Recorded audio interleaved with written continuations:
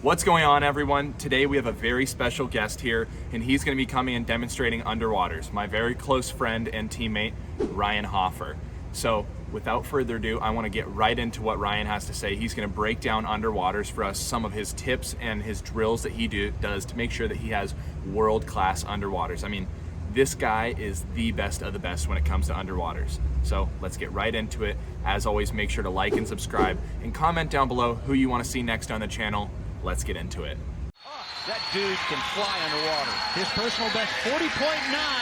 Here comes Ryan Hoffer of Cal again, 40.89. It's a personal best. He's going to win it. Ryan Hoffer, 18.33. And Cal goes 1-2. The 10th fastest swim of all time, Ryan Hoffer of Cal.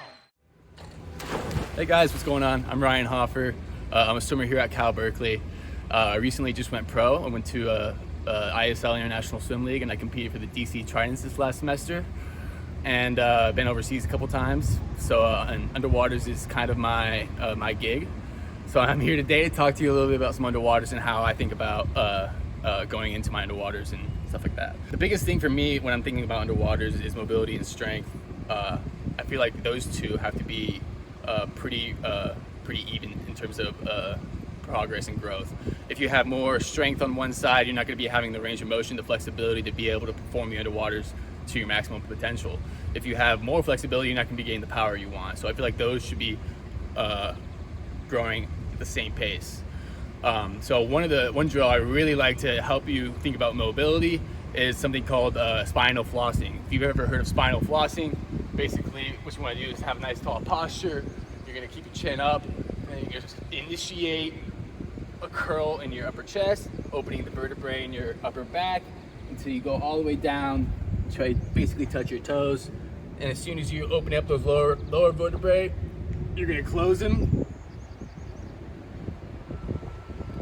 And mobility, and try to squeeze those vertebrae together. So this exercise is really good because it's mixing in some you're opening and closing vertebrae, and you're getting used to new flexibility and new ranges of motion. This kind of drill is a really good test to make sure you know where you are, and it's really good to do before you get into the water. And I do it almost religiously before practices and before meets. So once again, I'll show you again the spinal flossing. You're going to open the top vertebrae all the way down, and you're going to close it, really emphasizing the lower back and motions that you can't reach. And each time you do that, you're going to try to find new depths, new angles that you can work with and experiment with that feeling. And a lot of with underwaters is experimentation. So I want to get into actual underwaters now. Yeah, let's go. Let's go into the actual underwaters. So thinking about underwaters, I want to be as tight as I can, like a torpedo almost. So at the top of my stroke, at the top of the streamline, I'm not having very much movement. I'm going to be keeping this as minimal as I can because I'm trying to shoot through a narrow hole, which will in turn increase acceleration and momentum into your breakout. And then the next part is going to have to focus. I initiate my underwater dolphin kicks from probably my stern below. And I think this is crucial because it's not going to be not too much movement with the head, not too much movement with the arms. You're really going to be focusing on the roll of the lower back and the core in general. All of your strength should be coming from your legs and your core.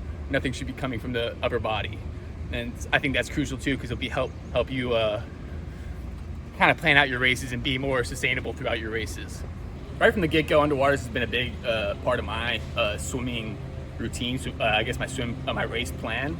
They're incorporated into each one of my practices, each one of my races. When I'm really diving into underwaters, I get really into the specifics of kick count, stroke count, obviously within my races, and knowing those kick counts to the 15 is very important.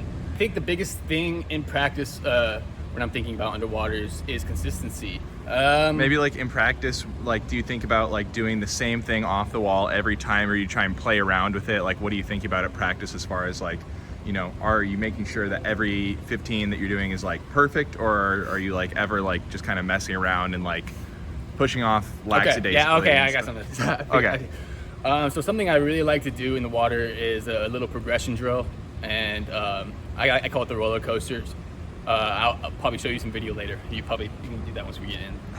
But the roller coaster drill really helps. It's kind of similar along the lines of the spinal flossing. You can be toss some fins on, toss some paddles on. It's kind of your choice. But range of motion is what we're trying to achieve. So the first part of the roller coaster, say, is 425s.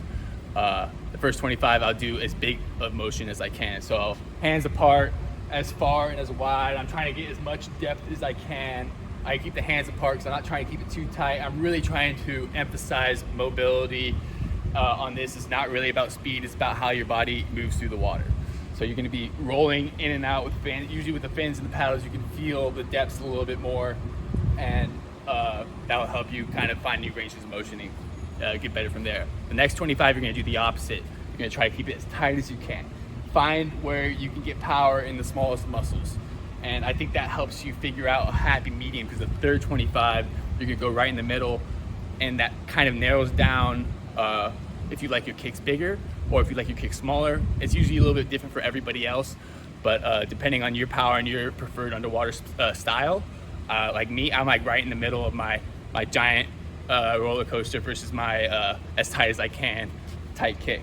So that's a really fun drill for me to think about, because helps me find that medium and where I can operate at my highest potential. And to keep that going along, to have consistency in the water with underwaters, you have to keep doing it every single day. Just like everything else, just like practice, you got to do underwaters every day if you want to be good at them. I feel that though, like I feel like in high school, a lot of people like don't want to commit to underwaters and stuff like that. Could you talk a little bit about just like trying to commit to underwaters and like some things to think about, I guess? Yeah, sure. So a big thing for me in high school was, I was obviously an underwater specialist, was just making sure that I did them day in and day out. The biggest downfall I feel like for most people in underwaters is that they'll work on it 1 or 2 days out of the week. No, this should be a consistent effort throughout every single practice. You should be thinking about every aspect of your underwaters every single time you touch the water. And I think that having that mindfulness and that level of focus is what helps people like me, people like Millis here, who is interviewing me, consider themselves to be high level and elite. It's that level of focus that helps you approach new things in different ways. So what drills are going to be demonstrating in the water then? So a couple drills I want to be demonstrating in the water is obviously the roller coaster. That's really big for me. And then another drill I want to show you is we're going to hold a kickboard underwater, and we're going to dolphin kick with the kickboard.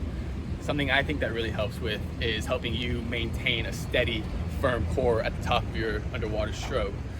Obviously that kickboard is going to be resisting. It's a flotation device. It's going to be pulling you up. Holding that down really helps you emphasize your lower back, your mobility, and keeping it nice and tight. Other than the roller coaster and the kickboard kicking, really it's just practice, and you got to be willing to try different things, push those underwaters. A big thing for me in underwaters was my hypoxic ability. Being able to hold your breath and be comfortable in that position underwater was such a learning curve for me. And being able to get past that and kick to 15 confidently off each wall, it's not an easy thing to do, but it requires time and patience and practice. So we're gonna get in and show you what that's all about. Let's go.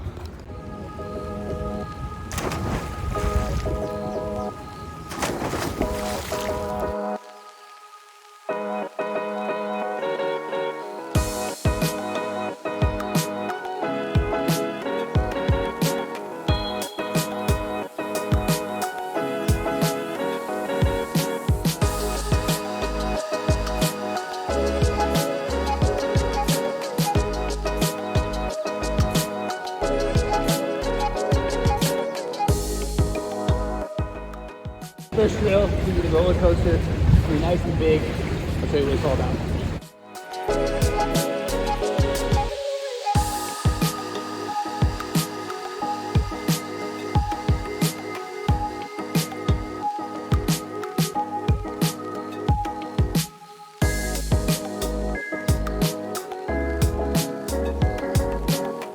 So that roller coaster drill is really important for mobility.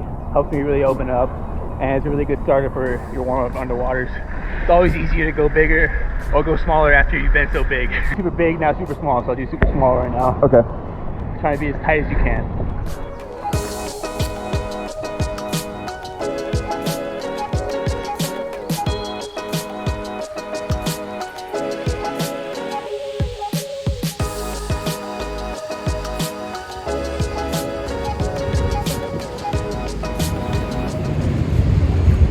feels like you're not going anywhere, but it's also really good just to help you find that line. A lot of people don't consider the flight path. When I say flight path, I'm meaning your body position in the water. So when you dive in the water, are you vertical, or what's your angle of your body in consideration to the surface of the water? Are you coming up at an angle at your breakout, or are you rising as one unit to the surface on one certain plane? When you do that, you're going to be finding a lot more acceleration, a lot more momentum going into that breakout. So now this next one is going to be after the super big roller coaster. You're going to go to the super small roller coaster, and then you're going to go right in the middle. It's hopefully going to be the medium. It's going to be your perfect spot.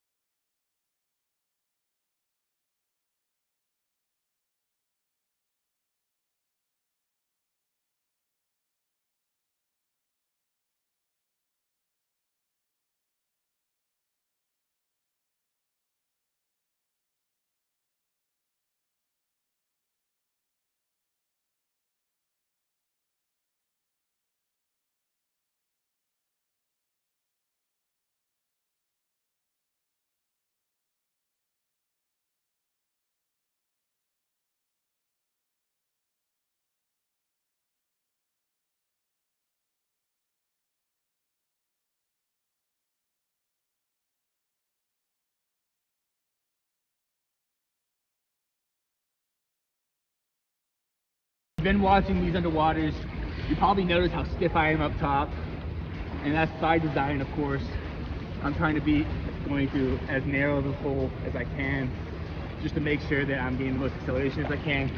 One way I like to accent having strict arms, going through that nice holes, doing it with a kickboard. If you're gonna have a lot of movement in your arms, you're gonna notice it a lot with the kickboard. And so your objective for this drill, keep the kickboard small, keep the kickboard movement small, and make sure you're moving the legs good.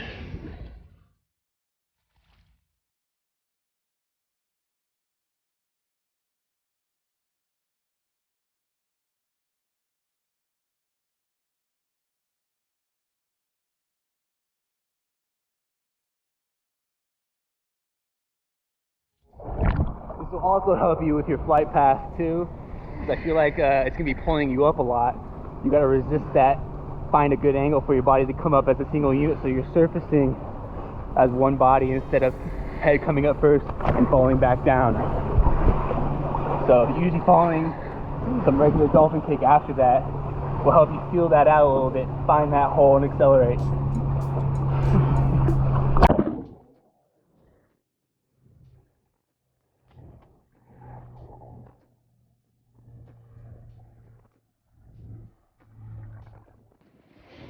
Is that pretty much everything you said? That's pretty much what I got right now, but Love it. yeah, in terms of underwaters, consistency is the name of the game.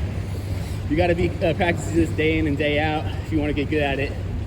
Thanks so much, Ryan, for those great tips. I'm really excited that you guys all get to hear from him. He is world class in what he does. So make sure to like this video for more content like this. Comment down below what you liked best about Ryan's tips. And until next time, go Bears.